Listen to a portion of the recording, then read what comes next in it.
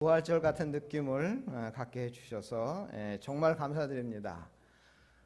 사실은 제가 금요일부터 괜히 기분이 우울했어요. 목사님들한테만 특히 문자가 오는 것 같아요. 이번 주부터, 그러니까 어제부터 금요일부터인가요? 이제 2단계로 격상됐으니 예배 볼 때 20% 이하 보시고 이런 문자가 왔어요. 그래서 제가 참 마음이 우울하고, 부활절인데 부활절 같은 느낌이 안 들어서 어제도 그렇고 오늘 아침에도 마음이 조금 그랬는데 비도 오고, 근데 이렇게 멋진 찬양으로 정말 부활절 같은 정말 느낌을 갖게 해주셔서 정말 감사를 드립니다. 사흘 전에 금요일이죠. 예수님은 십자가에 못 박히셨습니다. 십자가에 못 박혀 죽은 예수 그리스도, 당시 사람들은 그것으로 끝이구나 이런 생각을 했습니다. 예수님을 추종하던 제자들도 다 도망갔습니다. 한때는 예수님에게 호기심을 갖고 환호를 보냈던 그 유대 군중들은 예수님이 십자가에서 죽어가는 모습을 보면서 조롱하고 비난했습니다. 골고다 언덕의 사형장까지 따라갔던 예수님의 어머니 마리아를 비롯한 여러 사람들은 속수무책으로 눈물만 흘릴 뿐이었습니다. 마침내 숨이 끊어진 예수님은 무덤 속에 장사되었고요. 예수님을 고소했던 유대인 당국자들은 빌라도 총독에게 요청해서 무장한 군병들로 하여금 무덤을 철저하고 확실하게 지키도록 했습니다. 우리 성도님들 한번 깊이 생각해 보시기 바랍니다. 이런 상황 속에서 무슨 희망이 있겠습니까? 정말 모든 것이 끝이라고 생각했을 것입니다.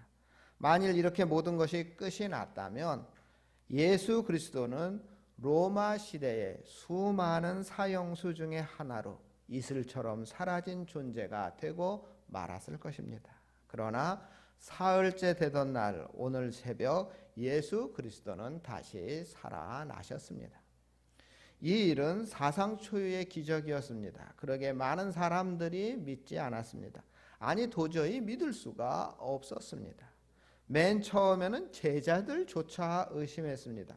그런 일은 있을 수도 없고 아예 말도 안 된다고 예수님의 제자들도 생각했습니다. 그러나 부활은 사실입니다.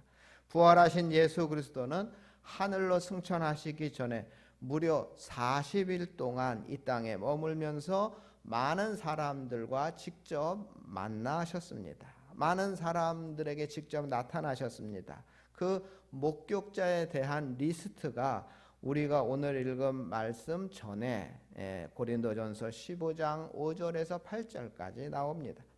사도 바울은 부활하셨던 예수님을 직접 본 사람들의 숫자가 아직 이렇게 많이 살아있으니 가서 직접 물어보라고 담대히 외치고 있습니다. 목격자 2명만 있어도 법적 효력이 발생하던 때입니다. 그런데 수많은 목격자가 있었다면 두말할 필요가 없는 것입니다.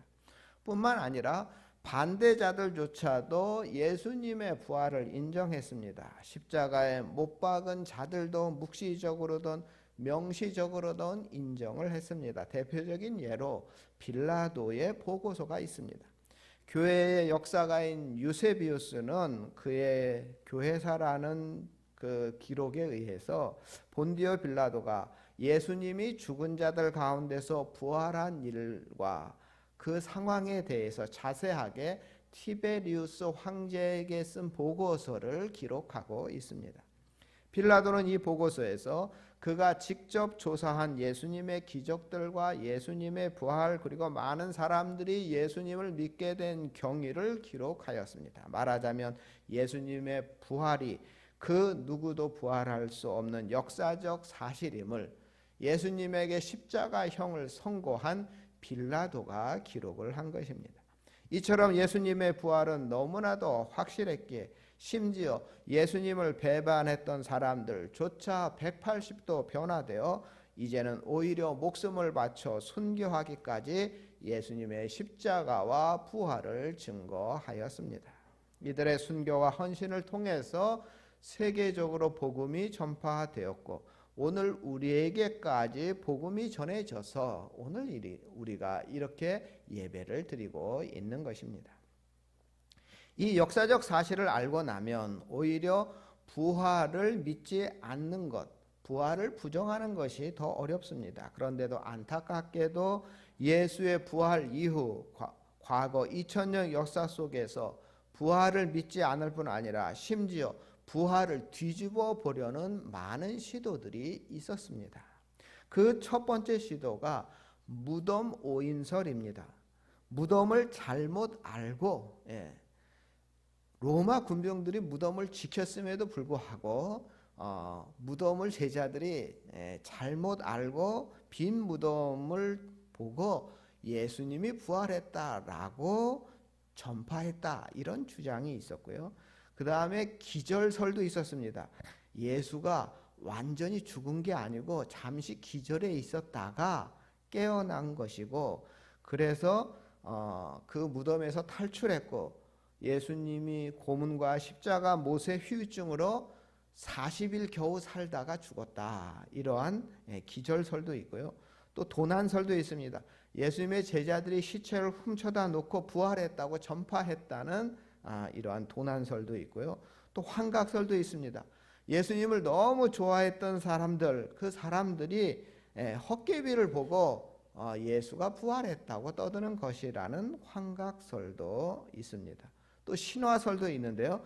예수는 실제 인물이 아니고 신화에 불과하다 하는 신화설, 여러 가지 예수님의 부활을 인정하지 않는 그런 여러 가지 주장들이 있습니다. 그러나 이 모든 것은 억측일 뿐입니다.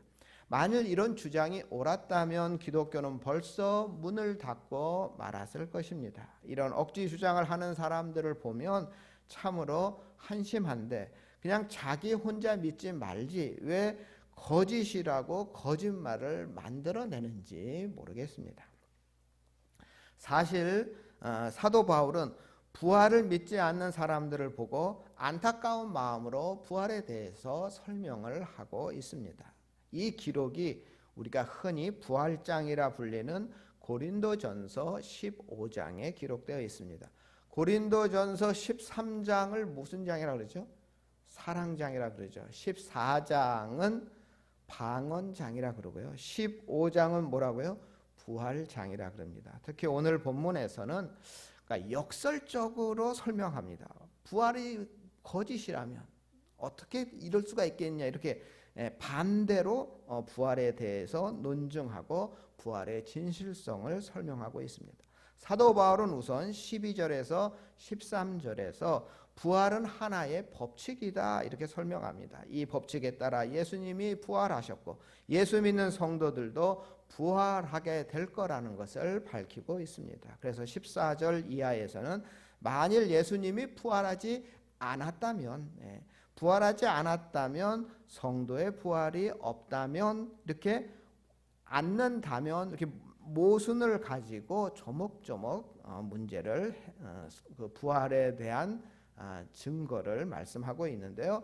첫 번째로 부활이 없다면 기독교는 가짜일 것이다, 이렇게 설명을 하죠. 그래서 역으로 부활은 사실이고 기독교는 유일한 진리다, 이렇게 설명하고 있는 것입니다. 14절에 보시면 부활이 없다고 가정할 때 기독교는 아무것도 아니게 된다라고 말하고 있습니다. 예수님의 십자가 죽음과 부활은 기독교의 두 기둥입니다. 십자가만 믿고 부활을 믿지 않는다면 그것은 구원받을 만한 온전한 신앙이 아닌 것입니다. 로마서 1장 4절에 보면 예수님이 죽은 자들 가운데서 부활하심으로 하나님의 아들로 인정되었다고 말씀하고 있습니다. 예수님은 본래 하나님의 아들이지만 그래도 만일 예수님이 부활하지 않았다면 사람들이 예수님을 하나님의 아들이라고 믿을 수 없다는 것입니다. 특히 십자가의 죽음이 대속의 의미가 있는데 십자가에서 부활하지 않았다면 이 대속의 의미가 무슨 의미가 있겠느냐 하는 거죠. 그러니까 예수님의 부활이 없다면 기독교는 지리멸렬했을 것이라는 것입니다. 기독교가 2000년 역사 동안 지속되는 것은 예수님의 부활이 있기 때문이라는 것입니다. 지난 2000년간 그리고 지금도 기독교 교회 여러 가지 핍박과 박해 속에서도 이단과 사탄 마귀의 방해 속에서도 2000년 넘게 우리 교회가 유지되고 있는 것, 또 앞으로도 계속 유지될 수 있는 것은 예수님이 부활하셨기 때문입니다. 두 번째로, 만일 부활이 없다면 복음 전도자들은 거짓말쟁이와 사기꾼이 될 것이라고 말하고 있습니다. 부활은 사실이고 복음 전도자들은 진리를 전하는 하나님의 일꾼이라는 뜻입니다. 15절에 보면 부활이 없다면 바울 자신도 복음 전도자들도 거짓 증인이 될 것이라고 말하고 있습니다. 그렇다면 예수님은 거짓말쟁이와 사기꾼의 왕초가 되는 셈입니다. 우리 성도님들 한번 생각해 보시기 바랍니다. 이게 어찌 가당치나 한 말입니까? 불신자들도 예수님을 하나님의 아들로 믿지는 않는다 하더라도 최소한 믿지 않는 사람들도 예수님을 성인이라고 생각합니다. 예수님을 그래도 본받을 만한 아주 위대한 사람이라고 생각합니다. 그래서 제가 지난 시간에 말씀드렸듯이 불교 스님들도 성경을 읽고 그렇습니다.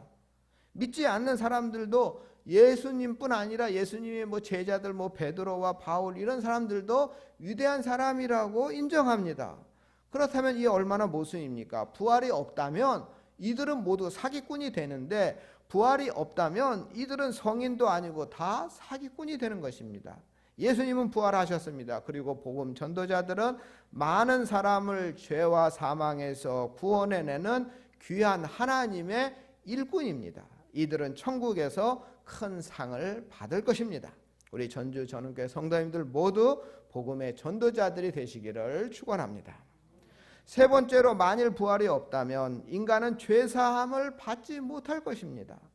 예수님은 십자가에 달려 우리의 죄를 대속해 주셨고 부활하심으로 우리를 의로운 백성으로 삼아 주셨습니다. 17절에 보시면 부활이 없다고 가정할 때 우리가 여전히 죄 가운데 있을 수밖에 없다고 말하고 있습니다. 만일 예수님이 부활하지 않았다면 예수님의 십자가의 죽음이 대속의 효력이 있는지 없는지 증명할 길이 없다는 것입니다. 예수님의 십자가의 죽음과 부활이 있었기에 믿는 자들이 죄를 사함받고 의롭게 될 수가 있는 것입니다. 우리 화면을 보시고 로마서 4장 25절 말씀 우리 함께 있습니다.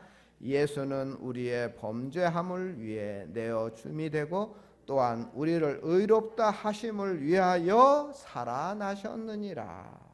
그러므로 만일 예수님이 부활하지 않았다면 우리들 인간 구원의 길은 없는 것입니다. 사랑의 하나님이 우리에게 예수님을 구원의 길로 내어 주셨습니다. 이를 위해 예수님께서 십자가에 죽으셨다가 부활하신 것입니다.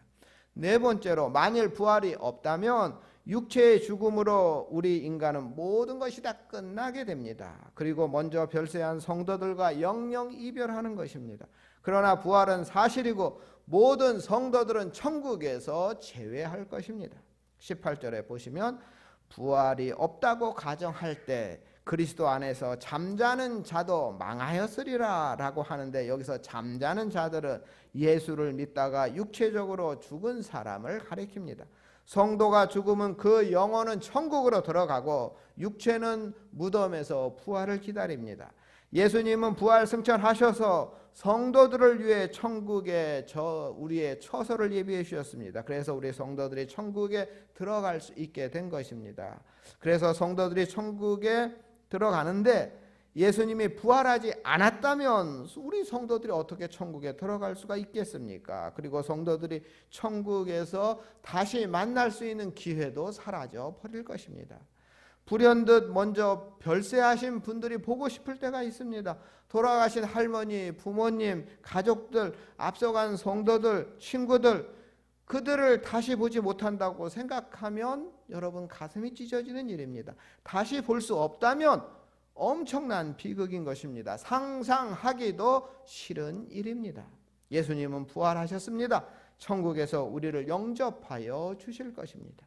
이미 별세한 성도들은 예수님과 함께 있습니다. 우리도 멀지 않아 불언간의 천국에 가서 그분들을 모두 만나게 될 것입니다. 그러므로 육체의 죽음은 끝이 아닙니다. 이사가는 것입니다. 이 땅에서 천국으로 이사가는 것입니다. 그래서 천상병 시인은 소풍 왔다가 다시 집으로 간다고 노래했습니다. 여러분 잘 아는 시죠. 나는 하늘로 돌아가리라. 새벽비와 닿으면 쓰러지는 이슬 더불어 손에 손을 잡고 나 하늘로 돌아가리라. 노을빛 함께 단둘이서 기슭에서 놀다가 구름 손짓하면은 나 하늘로 돌아가리라. 아름다운 이 세상 소풍 끝내는 날에 가서 아름다웠다고 말하리라. 천상병 시인은 이 땅에서의 삶을 소풍 온 것으로 생각했습니다. 만일 천국에서 다시 만날 기약이 없다면 정말 죽음은 최악의 비극입니다. 사랑하는 사람과 이별하는 죽음, 그것으로 영원히 다시 보지 못한다면 정말 비참한 일입니다. 그러나 죽음이 영원한 이별은 아닙니다. 이별해도 언젠가 다시 만날 기약이 있다면 우리는 얼마든지 위로받을 수가 있습니다. 매일 가정 예배를 드리는 그런 가정이 있었습니다. 아버지가 아이들에게 매일 성경 말씀을 전해 주었습니다. 그러던 어느 날 성경 말씀을 전해준 뒤에 아버지가 아이들에게 천국이 어떤 곳인지 생각해 보라고 한번 너희들 말해 보라라고 했습니다. 그랬더니 7살짜리 막내가 이렇게 대답했습니다. 제 생각에 하늘나라는 이럴 것 같아요. 우리가 그곳에 도착하면 천사들은 우리의 이름이 적힌 커다란 책을 보며 이름을 부를 거예요. 천사가 먼저 아빠를 부르겠죠. 그러면 아빠가 네 여기요 하고 대답하실 거예요. 그러면 또 천사가 엄마를 부를 겁니다. 그러면 엄마도 네 여기요 하고 대답하겠죠. 그리고 누나와 형을 부를 겁니다. 그러면 누나와 형도 네 여기요 하고 대답할 거예요. 그리고 마지막으로 천사가 나를 부를 거예요. 그런데 걱정이 있어요. 키가 작아서 천사가 못 볼까 봐요. 그래서 나는 점프를 할 겁니다. 그래서 큰 소리로 대답할 거예요. 네 여기요. 그런데 며칠 후 막내가 사고가 났습니다. 막내가 스쿨버스를 타고 가다가 자동차에 치인 것입니다. 급히 병원에 후송했고 가족들은 연락을 받고 뛰어갔습니다. 하지만 이미 혼수 상태였습니다. 가족들이 밤새 기도했지만 몸은 전혀 움직이지 않습니다. 그런데 새벽녘에 막내의 몸이 미동하는 게 느껴졌습니다. 가족들은 희망을 걸고 주목했습니다. 그때 막내의 입술이 조금씩 움직였습니다. 숨이 끊어지기 전 마지막 순간 가족들에게 무슨 말을 하려는 것 같았습니다. 그때 가족들은 막내의 마지막 소리를 들었습니다. 네, 여기요. 비록 아이는 죽었지만 가족들은 큰 위로를 받았습니다. 우리 성도님들은 죽음 이후 천국에 들어가서 재회하게 됩니다. 그리고 예수님이 재림하시는 날 모두 다 부활한 몸으로 같이 만나서 영원히 함께 살게 됩니다. 예수님의 부활이 이 사실을 보증합니다. 20절에 그러나 이제 그리스도께서 죽은 자 가운데서 다시 살아 잠자는 자들의 첫 열매가 되셨도다. 예수님의 부활은 부활의 첫 열매로 장차 성도들이 부활할 것에 대한 샘플이고 보증입니다. 21절 22절 말씀대로 아담은 모든 인간에게 죽음을 가져왔지만 예수님은 모든 믿는 자에게 영생과 부활을 가져다 주셨습니다. 다섯 번째로 만일 부활이 없다면 성도들이 이 세상에서 가장 불쌍한 사람들입니다. 그러나 부활은 명백한 사실이기 때문에 성도들은 이 세상에서 가장 행복한 사람입니다. 19절에 보시면 만일 부활도 없고 내세도 천국도 없고 이 세상이 전부라면 믿는 성도들은 가장 불쌍한 사람이 될 것이라고 말하고 있습니다. 우리가 신앙생활 하는 것은 물론 이 세상에서도 하나님의 보호와 은총을 받지만 궁극적으로 천국에서 영생 복락을 누리기 때문에 우리가 신앙생활을 하는 것입니다. 그런데 천국이 없다면 무엇 때문에 우리가 신앙생활을 하겠습니까? 신앙을 갖는 것은 혹 쉬울지 모르지만 험한 세상에서 신앙을 지키며 올바로 신앙생활을 하는 것은 힘든 일입니다. 유혹을 물리쳐야 하는 것이 우리의 신앙생활입니다. 절제해야 되고 고난도 역경도 이겨내야 되는 것이 우리의 신앙생활입니다. 희생도 해야 되고 헌신도 해야 되고 봉사도 해야 되는 것이 우리의 신앙생활입니다. 만일 이 땅에서의 삶만이 끝이라고 한다면 우리가 이렇게 헌신하고 봉사하고 희생하고 절제하고 이 모든 것이 다 헛수고죠. 그렇다면 우리 성도들이야말로 정말 멍청한 사람들입니다. 다른 사람 누구를 예를 들기 전에 고린도전서 본문을 기록한 사도 바울을 생각해 보시기 바랍니다. 사도 바울은 십자가와 부활의 복음을 전하느라 결혼도 하지 못했고 평생 핍박을 받으며 유랑 생활을 했습니다. 나중에 로마 감옥에 갇혀 고생하다가 마지막에 목이 잘리는 참수형으로 순교를 했습니다. 사도 바울이 무엇이 아쉬워서 그런 생활을 했겠습니까? 사도 바울은 이스라엘의 귀족 출신입니다. 가말리알의 문화생입니다. 요즘으로 하면 박사였습니다. 로마 시민권자였습니다.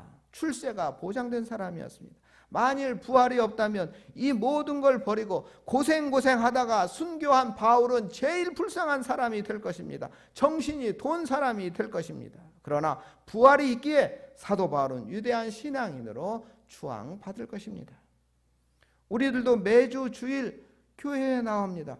육신적으로 생각하면 매주 주일 교회에 나온다는 것이 피곤한 일입니다. 그러나 신앙생활을 우리가 해야 하기에 우리가 헌신하는 거 아니겠습니까? 봉사하는 거 아니겠습니까? 시간도 바치고 물질도 바치면서 우리가 신앙생활하며 애를 쓰는 것입니다.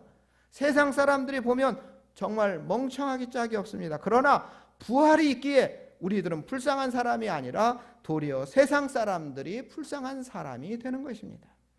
부활은 하나님께서 정해놓으신 법칙입니다. 그 법칙대로 예수님께서 부활하셨습니다. 그래서 우리가 십자가 대속과 부활의 능력을 믿음으로 죄와 사망에서 구원을 받게 됩니다. 우리에게 영생이 주어집니다. 죽어도 다시 삽니다. 천국에 갑니다. 부활합니다. 예수님이 말씀하셨습니다. 나는 부활이요 생명이니 나를 믿는 자는 죽어도 살겠고 무릇 살아서 나를 믿는 자는 영원히 죽지 아니하리니 내가 이것을 믿느냐. 우리 전주전원교회 성도님들 이 말씀을 꼭 믿으시기 바랍니다. 그리고 남은 생에 영생과 부활과 천국을 소망하며 형통하시고 승리하시기를 주님의 이름으로 축원합니다. 생명과 부활의 하나님, 우리가 이 땅에 살다가 하늘나라로 돌아갈 줄 믿습니다. 이 땅에서의 삶은 잠깐 소풍과 같은 삶일 뿐 우리에게는 영생 복락이 주어질 줄 믿습니다. 천국 부활에 대한 확고한 믿음으로 이 땅에서의 삶도 형통하게 하시고 주님의 부활을 증언하는 복음 전도자의 삶을 살아가는 우리 전원교회 성도님들 모두 되게 하여 주시옵소서. 우리를 구원하신 예수님의 이름으로 기도드립니다. 아멘.